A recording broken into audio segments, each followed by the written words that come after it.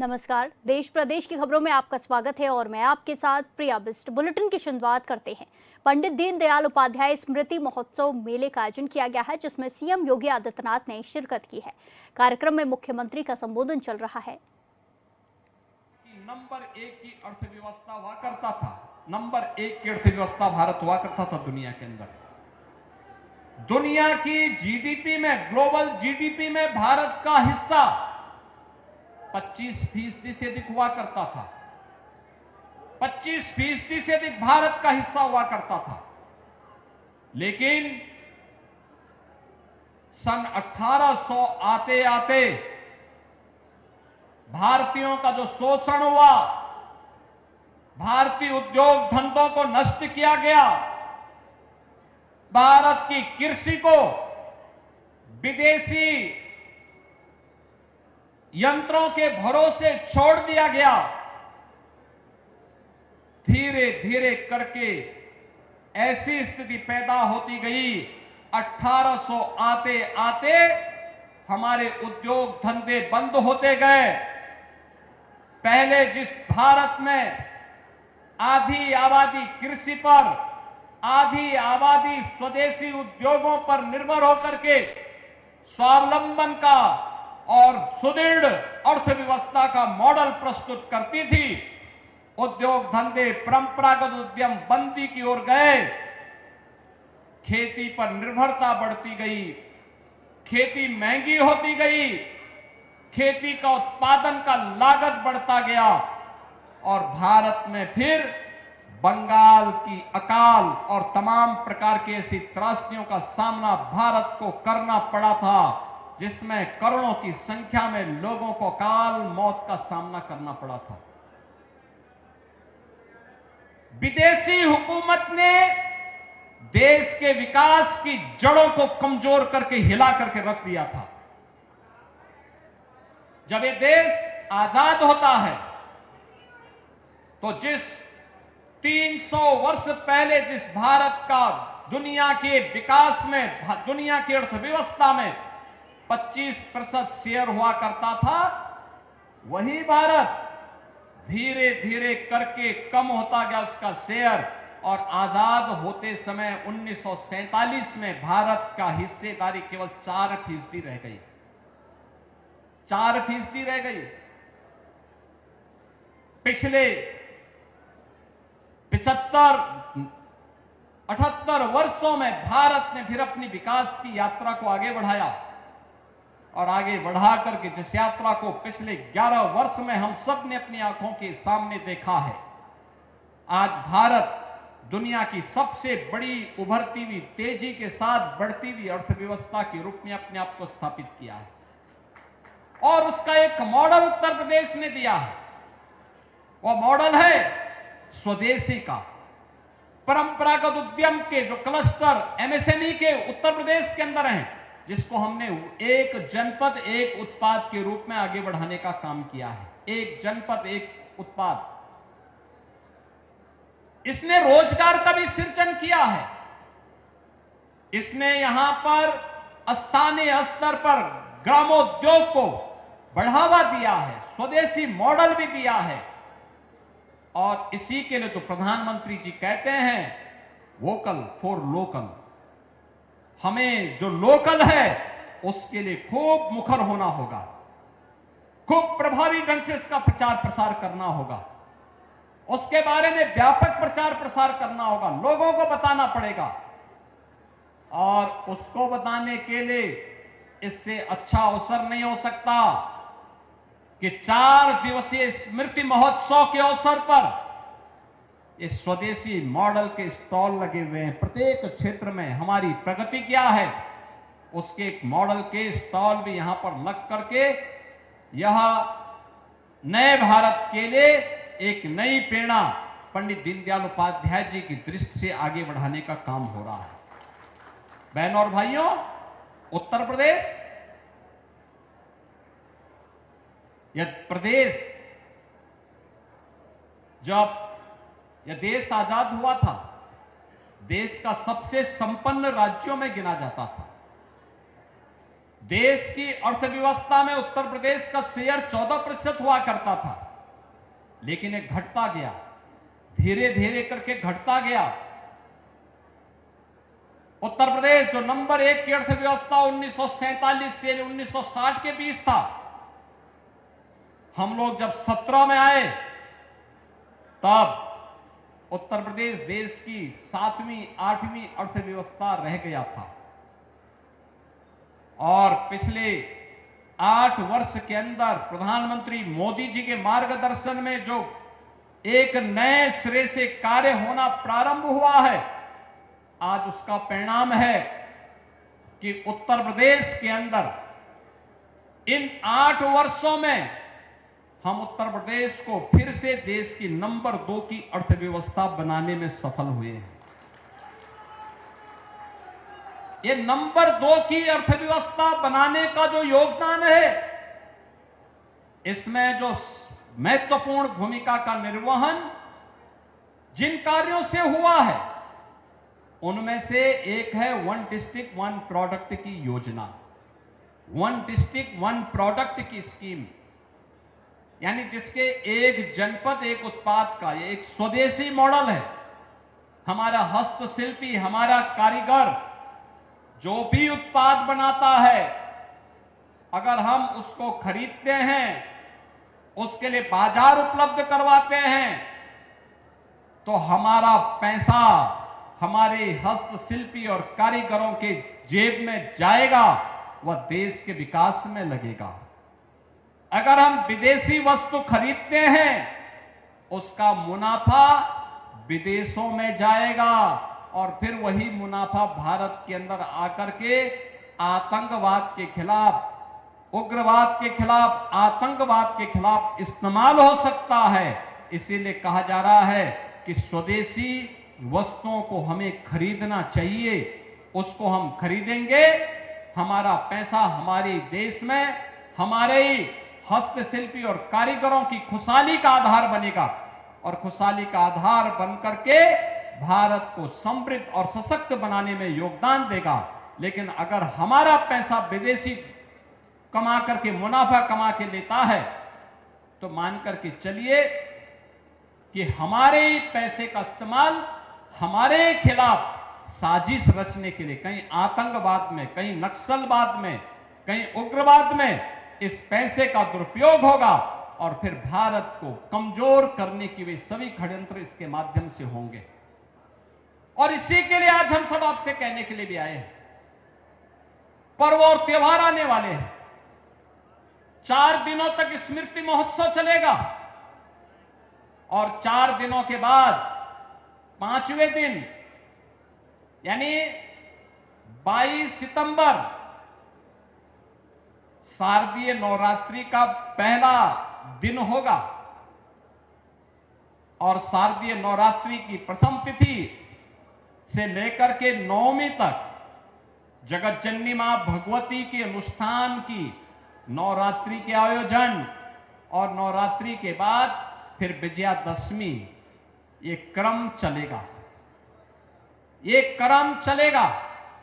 और इस क्रम के साथ जुड़ते हुए विजयादशमी के अवसर पर, दीपावली के अवसर पर, नवरात्रि के अवसर पर हर भारतीय और हर सनातन धर्मावलंबी अपने किसी भी मेहमान के साथ, किसी भी अतिथि के साथ जुड़ता है तो गिफ्ट स्वरूप कुछ देना चाहता है, तो हमारा प्रयास होना चाहिए कि हम स्वदेशी वस्तु को ही उन्हें गिफ्ट के रूप में प्रदान करें।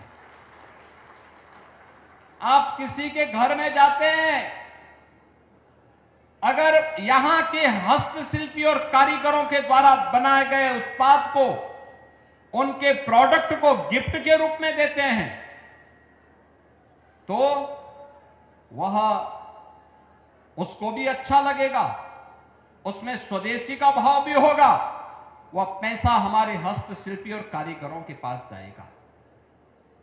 हम यहां मथुरा में हैं, मथुरा में किसी से मिलने के लिए जा रहे हैं, दीनदयाल धाम में बने हुए गौ उत्पाद को अगर हम किसी को गिफ्ट के रूप में देते हैं तो उससे उसका लाभ ही होगा और उसका लाभ के साथ साथ इस उत्पाद का प्रचार भी होगा। यानी दोनों प्रकार से, और गौरक्षा का कार्यक्रम भी आगे बढ़ेगा, गौ मैया की भी कृपा बनेगी। ये मॉडल हमें अपनाना पड़ेगा। 17 के पहले मैं देखता था, पर्व और त्योहार के पहले चीन का उत्पाद हमारे बाजार में छा जाता था, लेकिन 17 के बाद जब वन डिस्ट्रिक्ट वन प्रोडक्ट आया, एक जनपद एक उत्पाद की योजना हमने लागू की, आज पर्व और त्योहारों में उत्तर प्रदेश का हर नागरिक अपने अतिथि को, अपने मित्र को, अब किसी के जन्मदिन पर, किसी के शादी ब्याह में कोई भी गिफ्ट देता है तो गिफ्ट क्या देता है?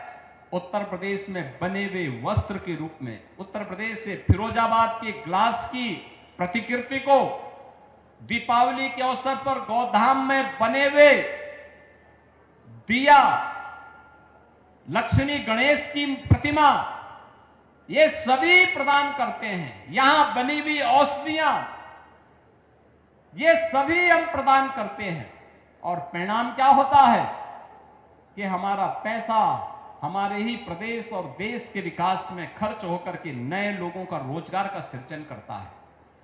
एक जनपद एक उत्पाद योजना में आज 96 लाख यूनिट काम कर रही हैं और 2 करोड़ से अधिक लोगों को उत्तर प्रदेश के अंदर इसके माध्यम से नौकरी और रोजगार की गारंटी मिली है। बहनों और भाइयों, एक तरफ यह मॉडल और दूसरी तरफ है जो प्रधानमंत्री जी ने युवाओं के लिए स्टार्टअप के एक नए इकोसिस्टम को आगे बढ़ाने का काम किया। आज भारत दुनिया के अंदर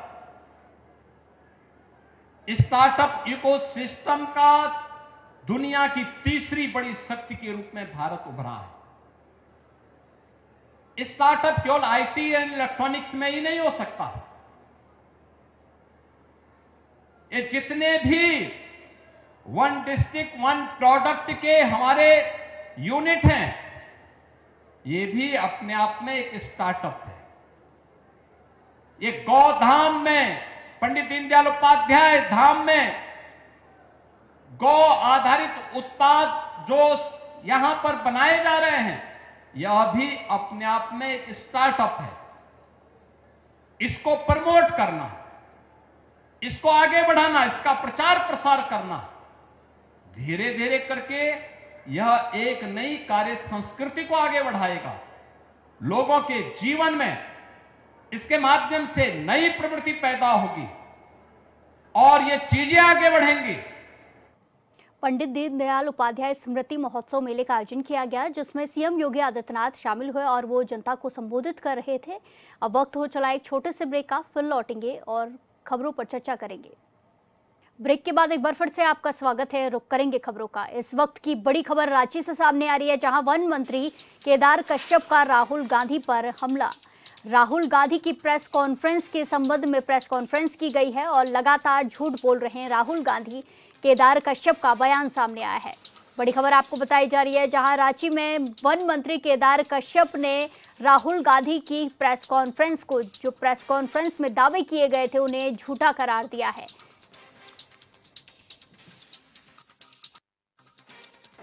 लगातार झूठ बोल करके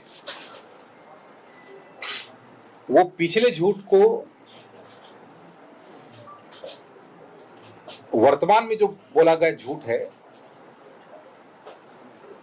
उस झूठ से वो छोटा बताने की कोशिश कर रहे हैं। मैं राहुल गांधी से पूछना चाहूंगा कि राहुल जी, आप वोट चोरी की बात करते हो, मैं उसका जवाब तो बाद में दूंगा, लेकिन पहले आप इस बात का जवाब दीजिए जिसमें आपके चेले, चाहे वो पूर्व मुख्यमंत्री जी हों या फिर वर्तमान अभी छत्तीसगढ़ के प्रभारी सचिन पायलट, जिन्होंने विधायकों की चोरी की, सत्ता के लिए वो अपने पार्टी को किस तरीके से उलझन में रखा, फंसा के रखा, ये मुझे पता नहीं, क्या उसका पता नहीं है, ये पूरे देश जानता है। लगातार झूठ बोल करके वो पिछले झूठ को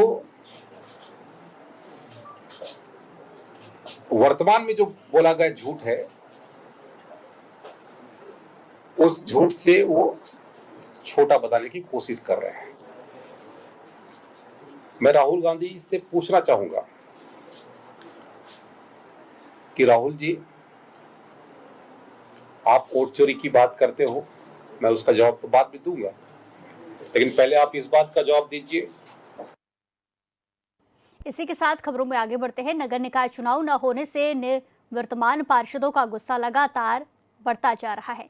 ऐसे में पार्षदों ने राज्य के मुख्यमंत्री हेमंत सोरेन से जल्द चुनाव कराने की मांग की है। वहीं एचएनएन के ब्यूरो चीफ ने निवर्तमान पार्षद उर्मिला यादव से बातचीत की है। यदि सही वक्त पर रांची नगर निगम का चुनाव होता तो 2022 में चुनाव प्रक्रिया शुरू होकर संपन्न भी हो जाती, लेकिन इतना ज्यादा विवाद हुआ कि 2022 तो छोड़िए, पूरा 23 गुजर गया, 24 गुजर गया और 2025 का लगभग आधा साल गुजर गया, चुनाव नहीं हुए। इस वक्त हमारे साथ बातचीत के लिए मौजूद हैं रांची नगर निगम वार्ड नंबर 41 की निवर्तमान पार्षद उर्मिला यादव जी। मैडम, क्या महसूस कर रही हैं 2.5 साल से पूरा बेरोजगार? बेरोजगार नहीं बोलिए, सबसे पहले तो मैं आपको धन्यवाद देती हूँ कि आप लोगों ने इस तरह का निवर्तमान पार्षदों का बात जन जन तक पहुँचा रहे हैं। इसके लिए तहे दिल से मैं आप मीडिया बंधु को धन्यवाद देती हूँ। और रही बात बेरोजगारी की, वो ऐसी नहीं है। हमारे बेरोजगारी कहने का मतलब कि लोग आते होंगे आपके पास कि मैडम जन्म प्रमाण पत्र बनाना है, मृत्यु प्रमाण पत्र बनाना है, आप साइन कर दीजिए, मुहर मार दीजिए। आप बोलते हो कि किस हैसियत से करें भाई, हम तो कुछ है ही नहीं अभी। यही तो दुख की बात है, जब चुनाव नहीं होता है कहीं भी, आप कोई भी स्टेट में देखिएगा।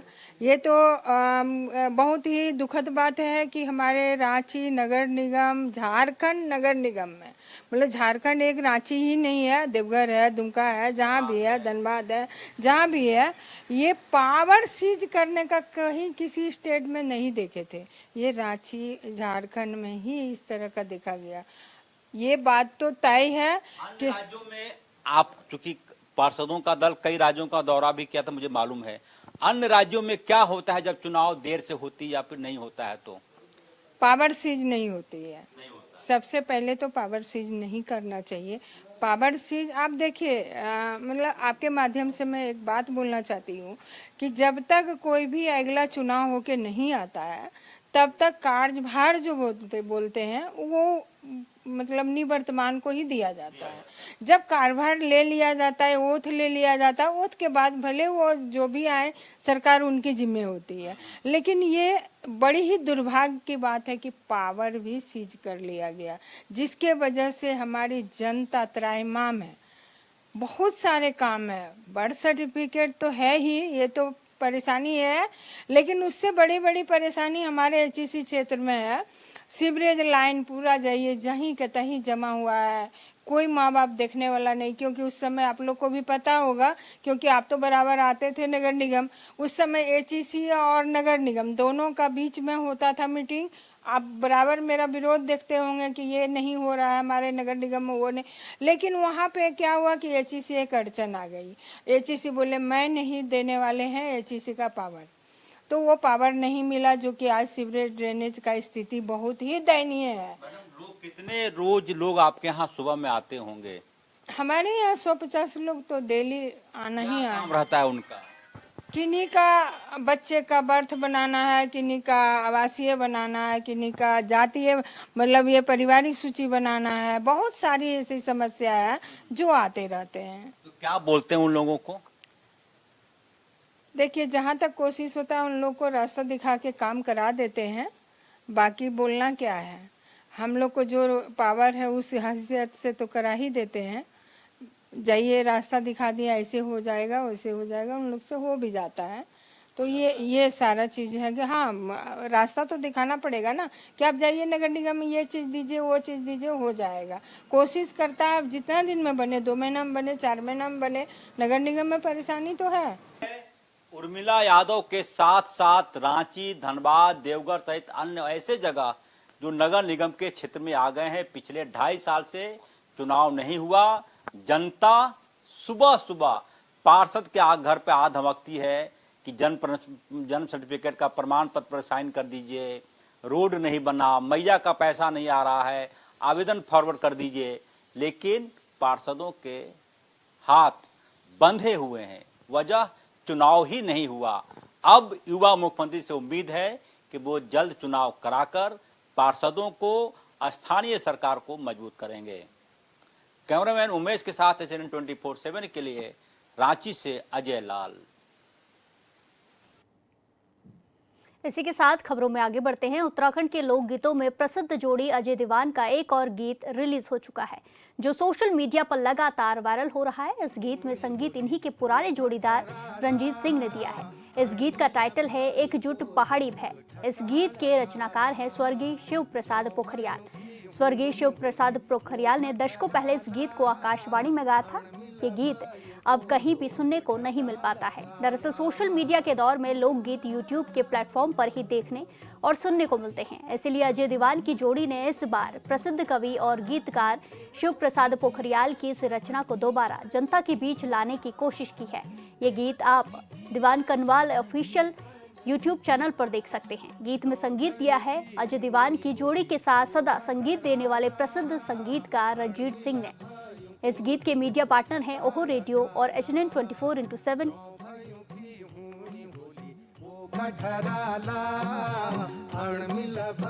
को लोग ठटों भयों की होनी बोली, वो गठराला अणमिला भयों को लोग ठटा लगाला, जो भयों की होनी।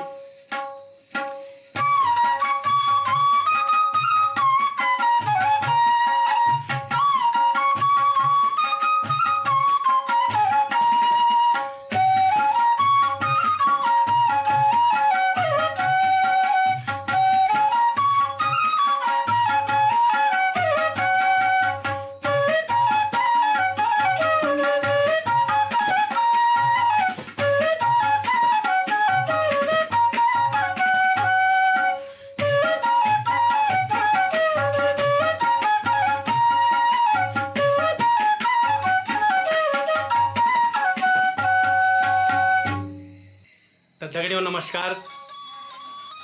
स्वर्गीय शिव प्रसाद पोखरियाल जी की यह रचना, यो मधुर गीत बचपन में हम बहुत सुनी रेडियो में, और आज यो गीत नए अंदाज में, बिल्कुल नए अंदाज में हम लोगों तक पहुँचाई डॉक्टर अजय ढोंडियाल जी और परम आदरणीय दीवान कनवाल जी का मधुर कंठ से। आप सुनी होलो और नहीं सुनी होलो तो जरूर सुनिया ये गीतनी। जो भाइयों की होनी होली ओ कठराला, आप ये गीतनी जरूर सुनिया। धन्यवाद। इस बुलेटिन में फिलहाल के लिए इतना ही। बाकी तमाम खबरों के लिए देखते रहिए SNN 24/7। नमस्कार।